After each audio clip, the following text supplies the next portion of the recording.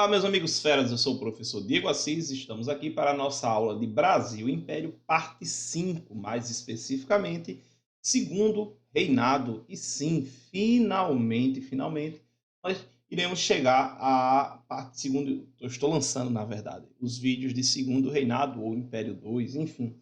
Sem mais delongas, nós estamos justamente analisando o golpe da maioridade, o que foi isso, clube da maioridade, progressistas liberais se organizaram depois de perder o controle da regência entre 1837 e 1840. Nós temos a regência Una do Araújo Lima, de maneira que os liberais se enfraquecem e com gradativamente os avanços conservadores ocorrendo, como a Lei de Interpretação do Ato Adicional de 1834, os liberais resolveram formar uma maioria e alteram a Constituição, permitindo então que, com 14 anos, Pedro de Alcântara se torne Pedro II. De maneira que eu já digo aqui para vocês que a cena política ela continua a mesma, né? A nova velha cena política. E bem rápido eu volto aqui para que vocês possam entender.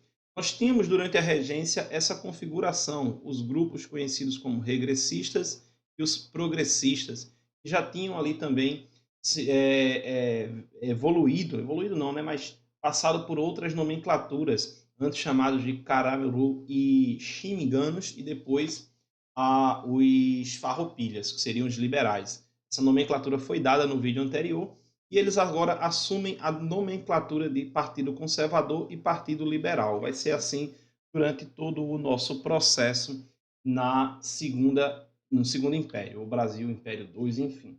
Os liberais no poder, eles julgavam, né, se chegassem ao poder, eles queriam promover políticas econômicas protecionistas, e eu venho falando muito disso, principalmente porque a gente já começou a aula de século XX na parte de geral. E o que é o protecionismo econômico? São medidas que um país toma com o objetivo de dificultar a entrada de capital estrangeiro ou de produtos internacionais no nosso país. Nesse caso aqui, a intenção dos liberais seria dificultar a entrada de produtos ingleses, ação que o Brasil tinha bastante comércio e acordos comerciais, nós devíamos à Inglaterra, entre outras coisas mais, e essa intenção dos liberais de dificultar a vinda desse mercado inglês para o Brasil, principalmente industrializados.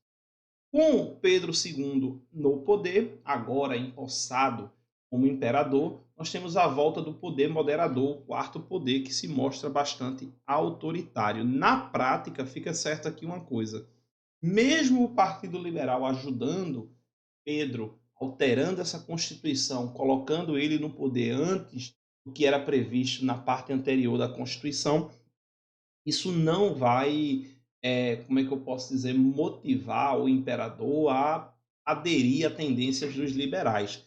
A criança Pedro, né, o estadista Pedro II, ele havia sido preparado durante muito tempo para assumir o controle do país e ele entendia um pouco desses joguetes, de maneira que ele não se deixa levar pelas, como é que eu posso dizer, peripécias, pelas conversas dos liberais. E agora a gente vai para os aspectos políticos, olha só para vocês, nós temos um desafio que seria agora a confronto politicamente falando entre liberais e conservadores. O parlamentarismo brasileiro ele se organiza ao avesso do que é o parlamentarismo normal, de maneira que eu queria explicar para vocês, olha, como funcionava o parlamentarismo nessa configuração. Esse aqui é o parlamentarismo clássico. Eu volto para aquela parte ainda. É o parlamentarismo inglês. Então nós temos eleições diretas. Eu vou botar aqui entre aspas, porque a Inglaterra também, em determinados momentos, ela tem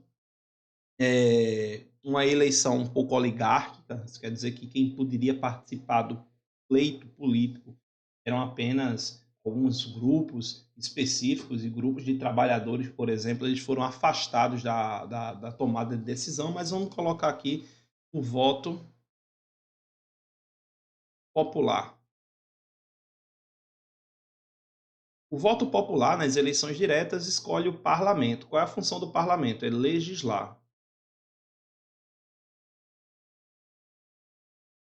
Qual é a função do legislativo? Que é criar leis. Entre os parlamentares que foram eleitos pelo povo diretamente, eles escolhem um primeiro-ministro. E o primeiro-ministro tem a função de executiva.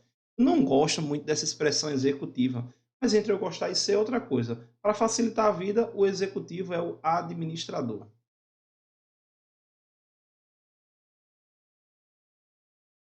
Agora ele não faz mais leis, ele vai administrar. É o equivalente hoje ao Brasil ao primeiro-ministro. Ele é o que a gente chama de chefe de governo.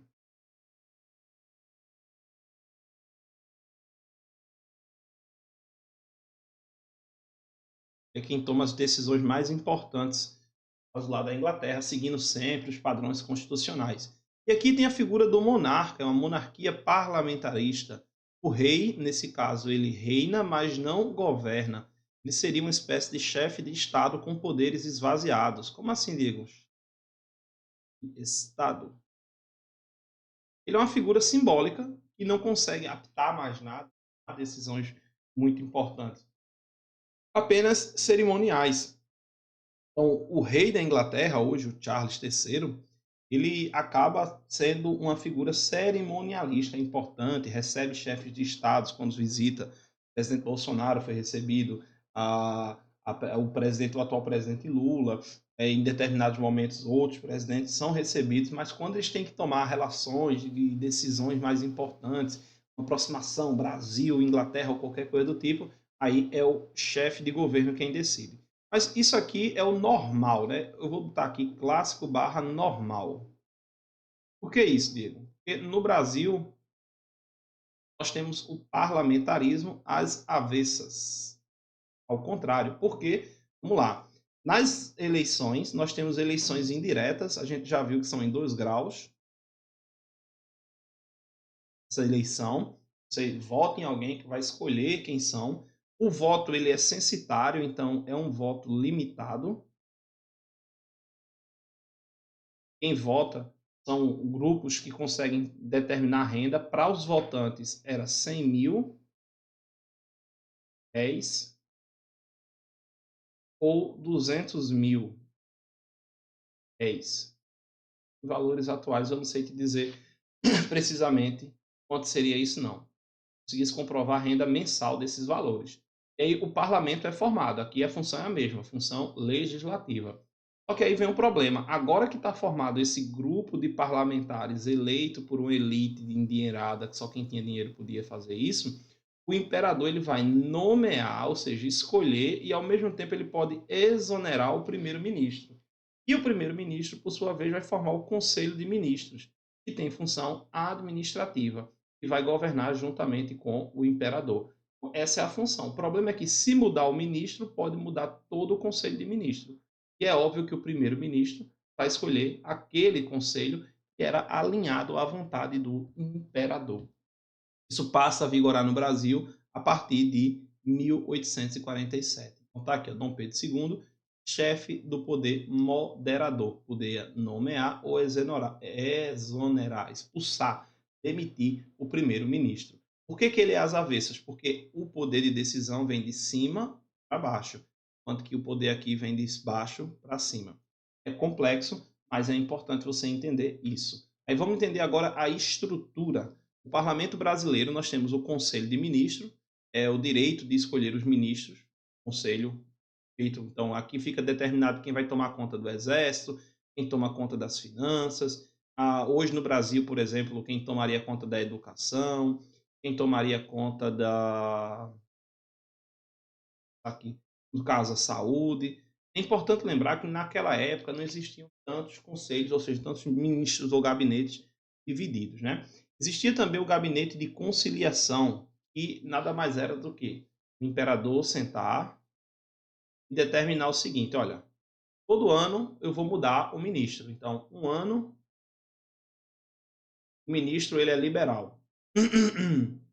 Tome a aprovar leis que são a favor do liberal. Mas um ano, no outro ano, eu vou botar um conservador. E aí eu fico permutando. No outro ano é um liberal. o outro é um conservador, depois um liberal. Tanto é que tem uma frase que diz nada mais liberal que um conservador no poder, que ano após ano sempre estava mantido, né, conservado um conservador no poder, e nada mais conservador do que um liberal no poder, porque também ficava fazendo essa alternância. E o liberal no poder aceitando o conservador é porque é liberal demais, a ponto de até o conservador sentar no poder. Então, a troca era a cada ano. Esse gabinete de conciliação servia, então, para esse tipo de demanda. Aqui temos uma outra estrutura bem rápida. Olha, o imperador ele nomeia o Conselho de Estado e o Senado, que tinha esse poder. E ele escolhe o primeiro-ministro. O primeiro-ministro ele forma o Conselho de Ministros. Qual a diferença de Conselho de Estado e Conselho de Ministros? Aqui é um grupo mais focado. Lembrando que os senadores são nomeados a partir dos que foram votados. Se o imperador não quisesse, ele ia lá e escolhia outro. Aí vai. Então fica aí a ideia para vocês, né, de algumas estruturas de poder mais ou menos focados. Os liberais eram profissionais liberais, né, um grupo de políticos conhecido aqui como trabalhadores, como por exemplo advogados, médicos, entre outros. Latifundiários ligados à produção no mercado interno, que é uma área nova, então esse indivíduo ele está ligado ao mercado nacional, por isso que eles são a favor da dificuldade da entrada de produtos estrangeiros, principalmente ingleses, no Brasil. E os conservadores eram grandes latifundiários, grandes comerciantes, ligados ao mercado externo e à burocracia estatal. Aqui é só para dar uma ideia mais ou menos de quem é cada um. A prova eu nunca vi cobrado desse jeito não, mas é interessante saber que você entende mais ou menos porque é que ele está votando baseado no interesse ou em outro. Visto isso, a gente encerra essa parte de como funciona o parlamentarismo às avessas e a questão da política interna. Agora, para a nossa parte 6, acompanhe o próximo vídeo. Espero que tenha sido a contento. Desejo a todos bons estudos e até a próxima.